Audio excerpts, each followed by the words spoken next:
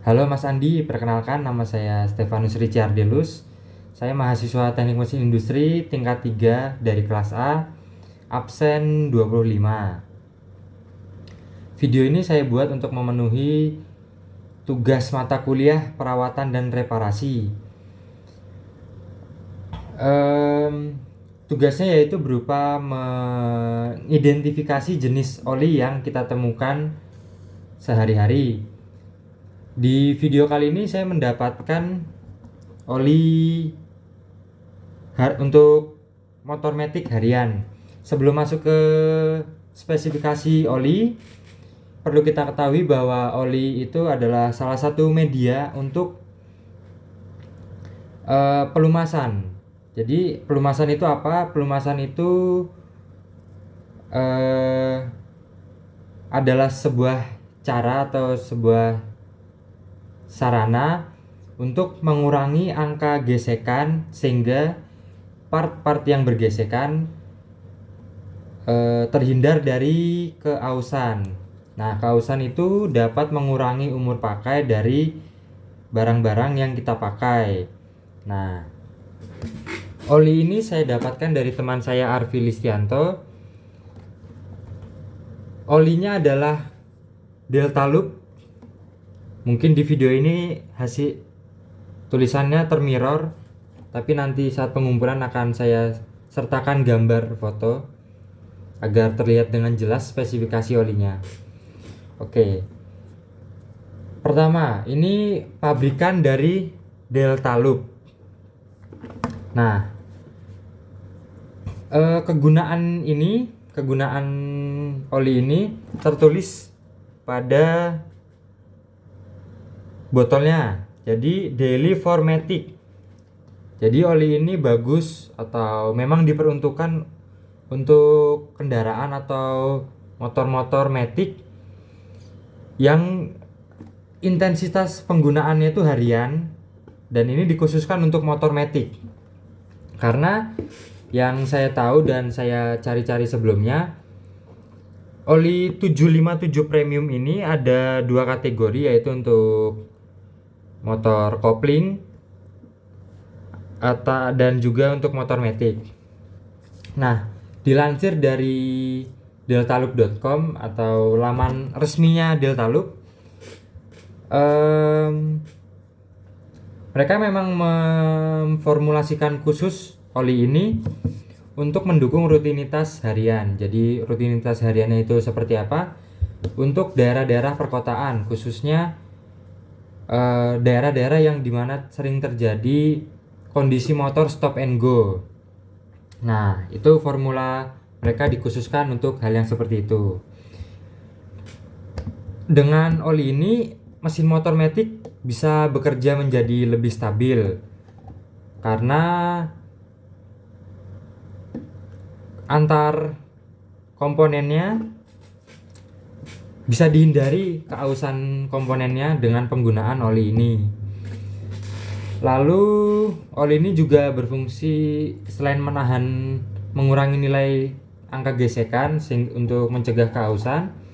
Oli ini juga berfungsi sebagai pendingin mesin atau pendingin komponen-komponen yang saling bergesekan.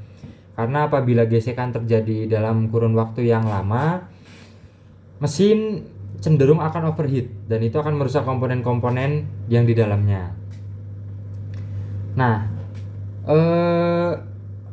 dilansir dari deltalup.com, oli ini diklaim dapat membuat atau menjaga mesin menjadi bersih seperti baru. Tapi saya sendiri belum pernah memakainya, jadi saya belum dapat memastikan itu sendiri. Lalu dalam lamannya juga tercantumkan kapasitasnya ini tersedia 0,8 liter, 1 liter, dan 4 liter. Lalu kita mulai masuk ke keunggulannya. Dilansir dari deltalup.com, mereka mengklaim keunggulan produk oli mereka ini itu bisa memproteksi secara optimal komponen mesin terhadap gesekan dan hausan seperti yang sudah saya jelaskan tadi. Lalu waktu penggantian pelumas itu dapat dilakukan dalam jangka kurun waktu yang lebih lama daripada oli-oli pada umumnya. Lalu ini juga bisa menghemat pemakaian bahan bakar karena dengan meringankan kinerja mesin, mengurangi nilai gesekan, itu membuat mesin semakin ringan sehingga otomatis pemakaian bahan bakar pun tidak terlalu besar gitu. Lalu menjaga kestabilan temperatur mesin pada penggunaan sehari-hari seperti yang sudah saya jelaskan tadi. Oli tidak hanya berfungsi untuk mencegah keausan yang tinggi, tapi juga sebagai penjaga kestabilan temperatur mesin. Lalu oli ini tahan terhadap oksidasi serta mencegah mesin dari karat dan korosi. Itu juga salah satu fungsi dari pelumasan, sehingga pada mesin-mesin biasanya digunakan oli untuk mencegah karat atau korosi. Lalu menjaga kebersihan mesin dan mencegah timbulnya lumpur pada pelumas. Nah, seiring dengan pemakaian yang begitu lama, gesekan pasti tetap akan terjadi walaupun sangat kecil.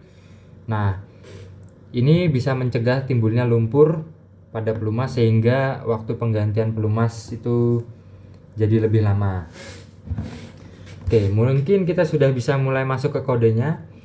Yang pertama adalah 757 Premium. Ini mungkin adalah variasi dari produk mereka.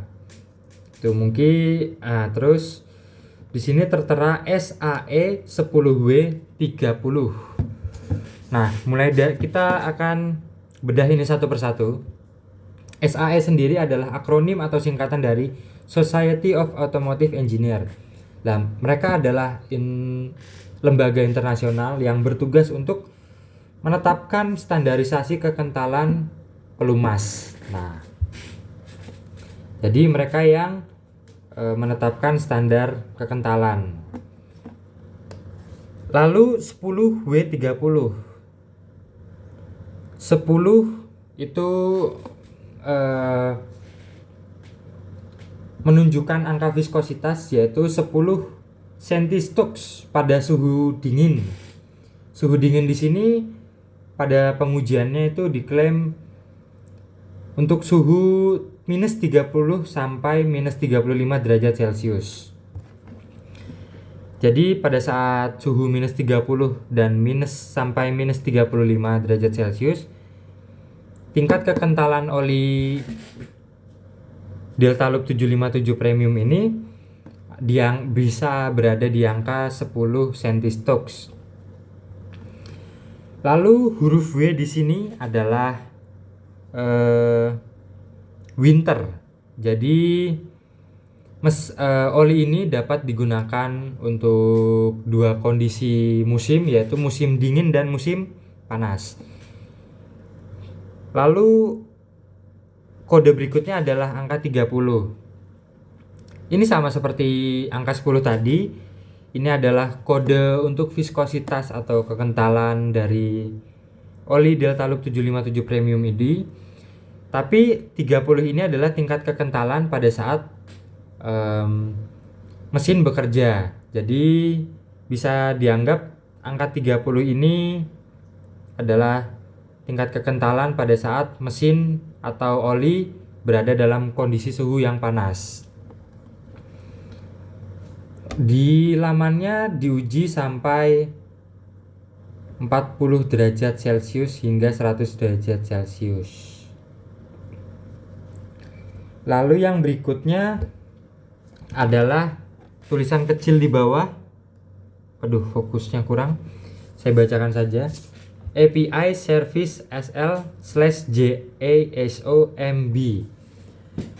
API itu adalah akronim atau singkatan dari American Petroleum Institute.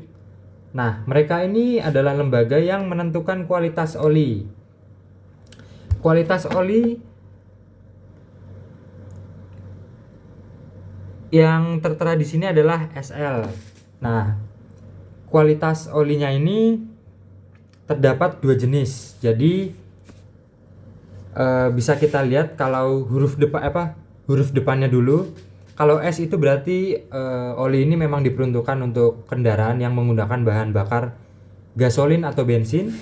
Lalu apabila depannya tertulis huruf C, nah itu adalah oli yang diperuntukkan untuk mesin-mesin diesel. Lalu huruf kedua itu melambangkan jenis kualitas olinya.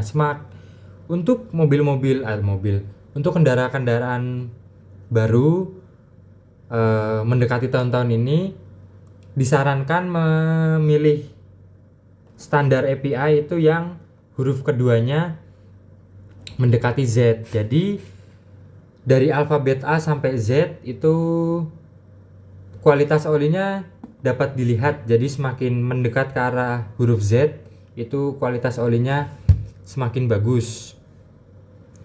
Dan lagi-lagi tergantung apabila mesin mobil Anda atau motor Anda itu diesel, pastikan cari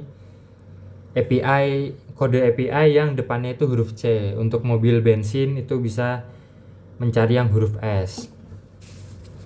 Lalu berikutnya adalah JASO-MB. JASO ini adalah institut dari Jepang. Nah, JASO ini kepanjangan dari Japanese Automotive Standard Association. Nah, mereka ini bertugas untuk mengecek standar kualitas oli. Nah, lalu apa maksud MB di belakangnya? Sebenarnya ada dua, yaitu MB dan MA. Perlu kita ketahui kalau MA itu MB dan MA itu untuk mengetahui oli ini dipakai untuk mesin jenis apa atau kendaraan jenis apa. Maksudnya adalah apabila tertulis JASOMA, maka oli ini diperuntukkan untuk mesin-mesin yang masih menggunakan kopling atau transmisi manual.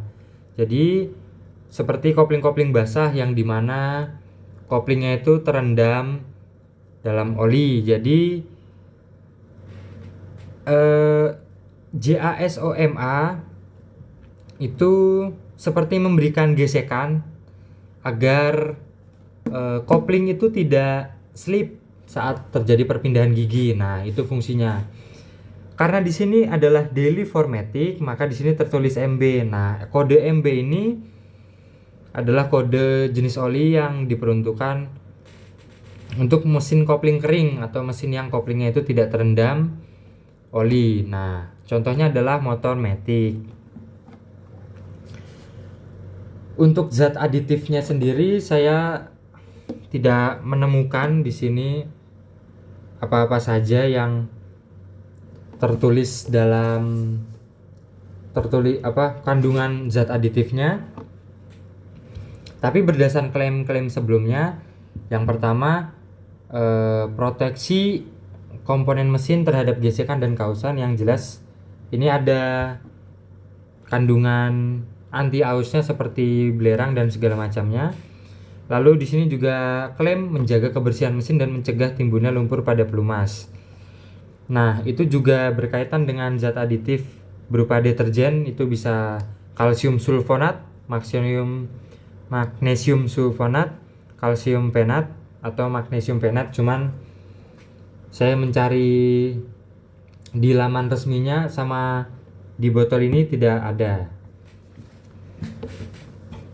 Oke, mungkin itu saja yang bisa saya jelaskan. Apabila ada misinformasi atau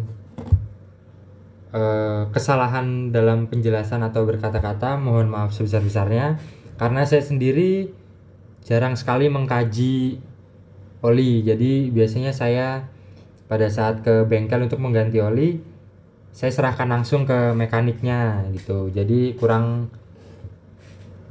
familiar juga dengan oli ini. Cuman di sini saya tetap berusaha mencoba menjelaskan dengan baik. Mungkin cukup itu saja, sudah video 15 menit. Terima kasih Mas Andi. Video saya cukupkan sekian. Selamat pagi, selamat siang, selamat sore, selamat malam.